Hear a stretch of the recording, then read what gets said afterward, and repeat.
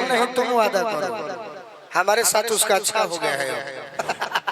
मैं वादा करता हूँ, सॉरी मैं वादा करता हूँ कि मैं आराम से गाऊंगा, कोई दिक्कत नहीं होगा। अरे भाई गावे के बताओ, ऐसा नहीं गीत गावल जाई जैसे हम गावे नहीं तू गावे लो। प्यारी के बात कहे के बाद ई गा देबो तो लोग खुश हो जाई। जकरे सलवा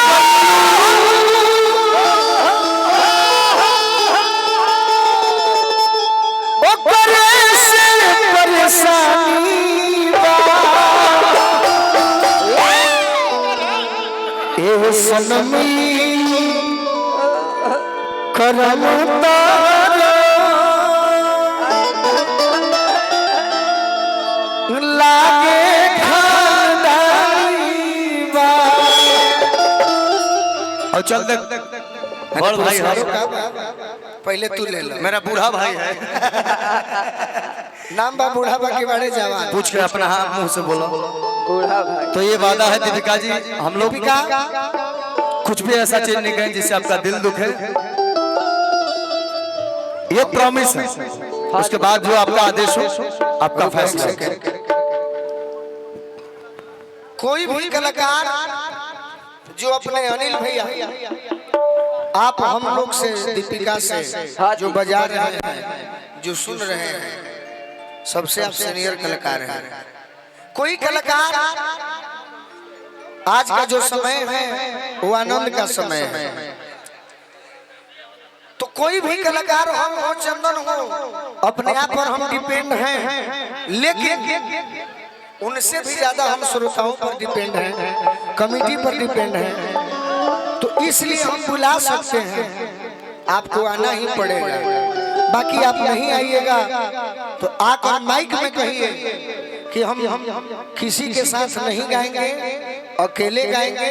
आपको आकर यहाँ स्वीकार करना पड़ेगा। फिर हम सोचेंगे कि कैसे प्रोग्राम जमेगा, अकेले जमाने को हुई तो अकेले ही गाएंगे। क्या भाई गलती? सही बात। आप मंच पर आकर कहिए नहीं, इधर आओ, हम कह रहे हैं ना कि आओ, पिताजी से कहवा देंगे, आना पड़ेगा। सही बात। आओ 5 बार कहेंगे नहीं आओगी तो हम और चंदन मंच छोड़कर जाएंगे, आपको रात भर गाना पड़ेगा और साथ में पब्लिक लेके जाएंगे। अगर नहीं गारंटी है तो देखो हम उतरते हैं, साथ में लोग नहीं जाएंगे तो जो नहीं सो जो आपकी इच्छा हो। इधर आओ, पहले आओ तो सही, पहले आओ, जल्दी आओ, देरी मत करो। हम संतोष पागल है। चंदन झूठ हम ना कहीं कभी कभी कृष्णा भैया। अरे की होई जाला जिंदगी बेकारे हो, दिलवा टूटले पजाने होई जाला जिंदगी बेकारे हो, दिलवा जिंदगी बेकारे हो, दिलवा टूटले पजाने। अब बताओ अगर हम करा दो टूटले पजननी, अरे दिलवा टूटले पजननी, कि टूटले पजननी दिलवा, अरे टूटले पजननी। ये शत्रुघ्न भैया अरे बहुत दर्द देला, बहुत दर्द देला भारे हो, दिलवा टूटले पजननी, बहुत दर्द देला भारे हो, दिलवा टूटले पजननी, होई जाला जिंदगी बेकारे हो, दिलवा टूटले। हेलो हेलो हेलो हेलो वाह वाह। ये भी भोजपुरी की शेरनी ही है। आप लोग जो अभिवादन करने के बाद तालियां बजा के कीजिए आप लोग। क्या बात है। गोलू इधर आओ। नाम का पहले जी लगाओ। गोलू इधर आओ, बचपन के मित्र हैं तो क्या हुआ? इधर आओ, इधर आओ, इधर आओ, इधर आओ, इधर आओ, इधर आओ। आप बुलाए हो तो मैं आई हूँ, नहीं तो फिर कोई बात ही नहीं है। तो हम प्यार से बुलाए तुम तो हम भी इधर आओ, इधर आओ क्यों? तो हम भी तो बोल रहे कि इधर आओ, इधर आइए, इधर आओ, इधर आइए। इधर आओ। नहीं आएंगे। तो हम आए हैं ना, हम आए हैं ना, अब बोल रहे हैं, सुनो बात को। ओजे से कहो, जाता नहीं, हम ओजे से बैठ कोई जैसे ना कह सकत रहे। न जा कहो। ये अपने फेर में मानो हम भैंस के देह में कठा यही का रहे हम भैंस के देह में कठा ही हैं। अरे की जिंदगी में जो हो, अरे घोले लुए जा अरे अपना जनुआ में होई लीला।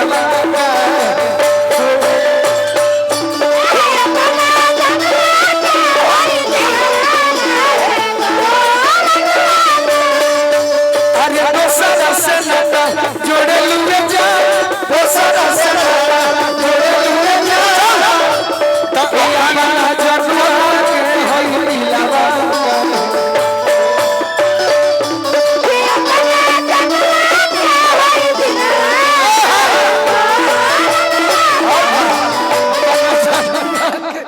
हो गया। कौन करन तू करेलू बेवफाई? ए दीपिका, अरे पूछला पर झूठे सचो देलू सफाई।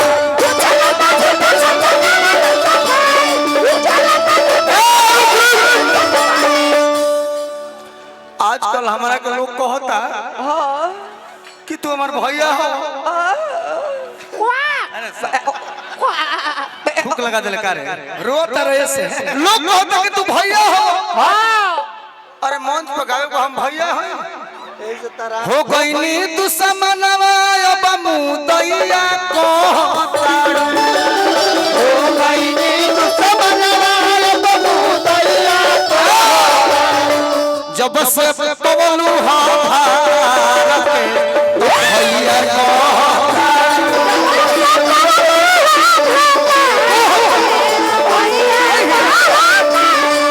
जब से पवलू हा भारत के भैया यही लगा।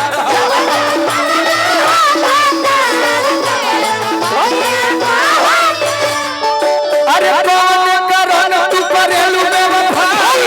पूछला पर झूठे सचो देलू सफाई।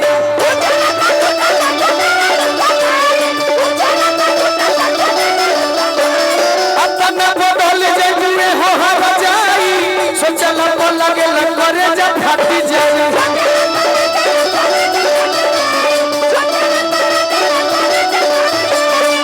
कि दोसरा के ओढ़, अरे ओढ़े लुए जा, अपन जनुआ के होई दिलवा। ओढ़े लुए जा, ए भैया, ए विकास अपना जनुआ के होई दिलवा।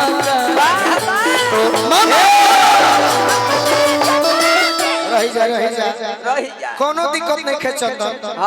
सहिल बगम हम जइबू त जा जा, जा जा जा अरे अइबू लवट के नकरी आई। है ना अच्छा एकरा गीत से ज्यादा कोई बात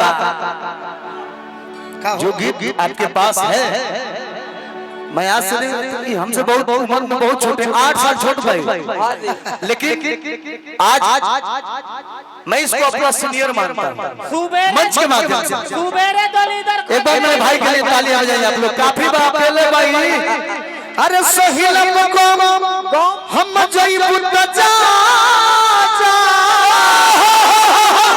अरे अइबू लवट के नकरी आई।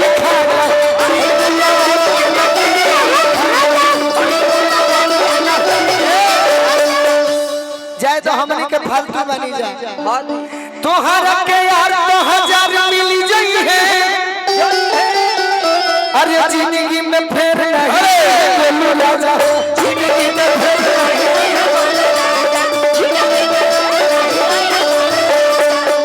अरे चंदन के करना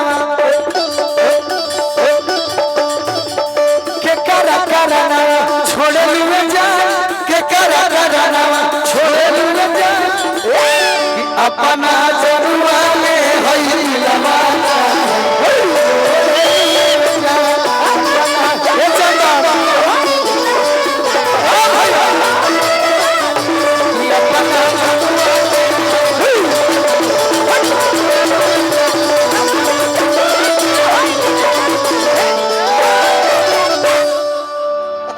आई हम आई हल हल अच्छा लागल।